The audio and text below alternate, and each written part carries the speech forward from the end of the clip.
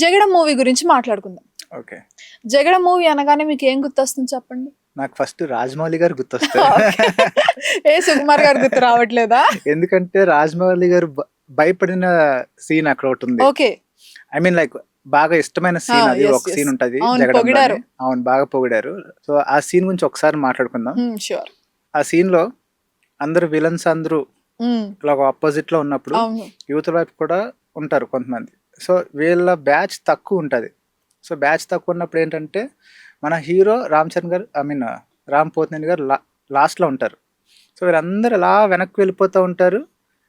Hero మాత్రం మన రామ్ గారు మాత్రం ఫ్రంట్ కి అవును. అంటే ఆయన అక్కడే నుంచుని ఉంటారు. వాళ్ళు వీళ్ళందరూ వెనక్కి వెళ్ళడం వెళ్ళిపోతారు. వల్ల ఈయన ఫ్రంట్ కి వచ్చినట్టు ఉంటది. yes, yes. సో అది one of the excellent shot అది.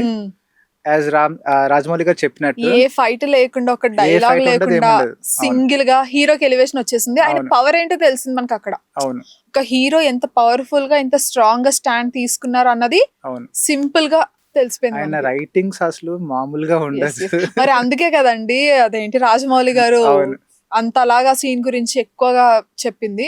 అవును అంటే ఆయనకి ఎంత కనెక్ట్ అవ్వకపోయి ఉంటే దాని గురించి చెప్తారు. అవును.